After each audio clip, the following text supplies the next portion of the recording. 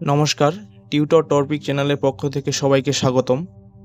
আজকে আমরা বিশিষ্ট সতীনাথ ভাদুড়ীর লেখা জননায়ক গল্পের দেশভাগকালীন সংকটের চিত্র এই গল্পে যেভাবে আবর্তিত হয়েছে তা আলোচনা করব, অথবা দেশভাগের উত্তেজনা ও চিত্র গণনায়ক গল্পের মূল কেন্দ্রবিন্দু মন্তব্যটি আলোচনা করব।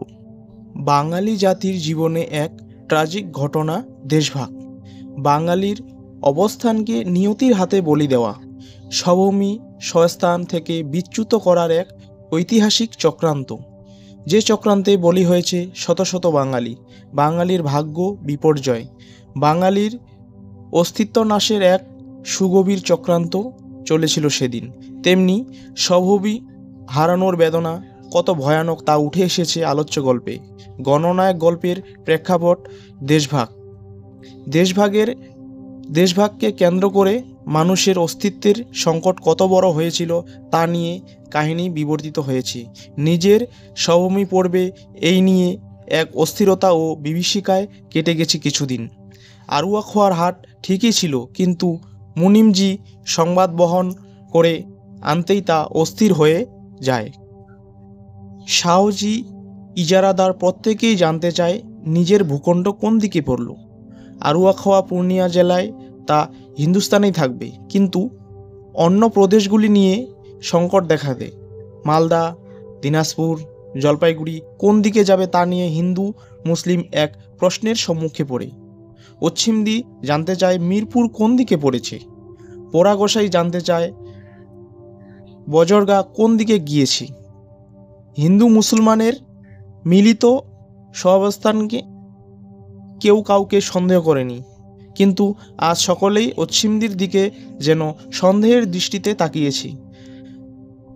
কাশেম ছাড়া কাউকে সে আপন ভাবতে পারে না। হাট ঠিক জমে না।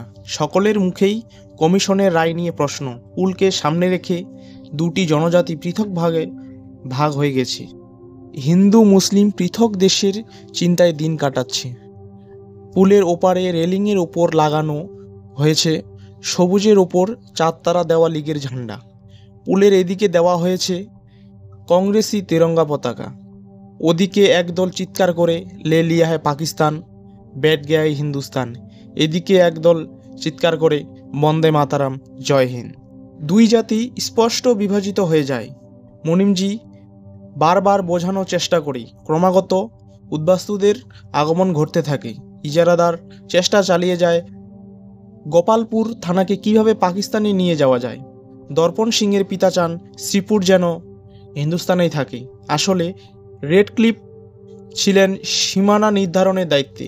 রেডক্লিফের জনজীবনের সীমানা সম্পর্কে তেমন কোনো জ্ঞান ছিল না। সেই জ্ঞানহীনতা যে কি বিভৎস পরিস্থিতি সৃষ্টি করেছিল লেখক তাই দেখাতে চেয়েছেন। রিলিফ ক্যাম্পে রীতিমতো উৎসব শুরু হয়েছে। বালকের মনে দেশভাগের বীজ প্রবেশ করে যাচ্ছে। শয়তানি চক্রান্ত, বেদ্যদত্তি ও মামদে ভূতকে সামনে রেখে লেখক বড় করে তোলেন। নোয়াখালীতে মরলে হবে বেদ্যদত্তি, বিহারে মরলে হবে মামদো। কবরের দিকে নূতন কোনো খেলোয়াড় এলেই মামদোরা উল্লাসে নাকি সুরে চিৎকার করে বিহার থেকে এসেছে রে। আর বেলগাছের দিকে কেউ এলেই সকলে জিজ্ঞাসা করে নোয়াখালী নাকি। ইতিমধ্যে কমিশনের রায় এসে পৌঁছায়। স্পষ্ট বিভাজন হয়ে যায়। হিন্দু মুসলমানের মিলিত স্বদেশ ভেঙে যায়। দুটি পৃথক দেশে জন্ম হতে মানুষকে ভাগ করা হয়। হরিপুর তিতলিয়া থানা চলে গেছে পাকিস্তানে, মালদা পড়েছে হিন্দুস্তানে। কেউ সুখী, কেউ আবার দুঃখী। এপারের হিন্দুরা স্বস্থানে থাকতে পেরে আনন্দিত, তেমনি ওপারের হিন্দুরা শরণার্থী হয়ে আসতে থাকে। এপারের মুসলিমরা দেশ ত্যাগ করতে থাকে। বুকের মধ্যে যে দেশ নিয়ে আশা বেঁধেছিল, কমিশনের সিদ্ধান্তে তা ভেঙে গেছে। কেউ কেউ আশ্রয় পেয়েছে, ঘাম দিয়ে জ্বর ছড়ার স্বস্তি পায় অধিকাংশ শরণার্থীরা। আবার সেই পুরাতন দৃশ্যে পুনরাবৃত্তি। একদিনের মধ্যে শরণার্থীদের ক্যাম্প ভেঙে যায়। দূর দূর থেকে ফিরে আসে গাড়ি, মানুষ, গরু, মোষের মিছিল। গাড়িগুলির ওপর তিরঙ্গা ঝান্ডা লাগানো। মিছিলের লোকদের মধ্যে কারো কারো হাতে হিন্দুস্তানের পতাকা, মুখে রাজ্য জয় করে ফিরবার দৃপ্তি। সংঘর্ষের সম্ভাবনাও থেকে যায়, অছিমদি পালাতে গিয়েও ধরা পড়ে যায়, কিন্তু মুনিমজির জন্য বিপদ ঘটেনি। অঞ্চলগুলি দুই দেশের মধ্যে ভাগ হয়ে গেছে। আগেই পতাকা কেনায় মানুষের লোকসান হয়ে গেছে, সেই পতাকাগুলি আবার ফিরিয়ে নিয়ে আসে মুনিমজি। নির্দিষ্ট অঞ্চলের নির্দিষ্ট দেশের পতাকা বিক্রি করে আসে। তিনি মনে মনে ভাবেন, এগুলি নিয়ে কাল যেতে হবে তিতলিয়ার দিকে। পরাগসাইয়ের খালি বাড়িতে উঠবেন, তার জমিটমিগুলো একবার দেখেও আসবেন।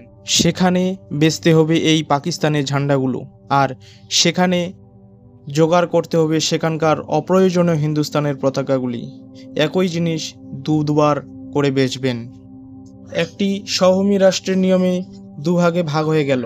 একটি মিলিত সহাবস্থানকে জাতির দ্বারা ভাগ করা হয়ে গেল।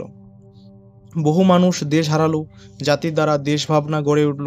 রাষ্ট্রের এই সিদ্ধান্ত যে কত বড় ভুল তা লেখক দেখিয়ে দিলেন। দেশভাগে মানুষের বিসর্জন ঘটে গিয়েছিল। সহভূমি স্বরাষ্ট্র স্বজন হারাতে বাধ্য হলো, ইচ্ছা না থাকা সত্ত্বেও পৃথক দেশে যেতে বাধ্য হলো। সাম্প্রদায়িক দাঙ্গার বিষ মনের মধ্যে বড় হয়ে উঠল। দেশভাগের বিভৎসতা যে কত ভয়ঙ্কর তা লেখক এই গল্পে প্রতিপন্ন করেছে। ভিডিওটি দেখার জন্য সকলকে ধন্যবাদ। আর ভিডিওটি ভালো লাগলে চ্যানেলটি সাবস্ক্রাইব করো এবং তোমাদের বন্ধুদের মাঝে শেয়ার করে দাও।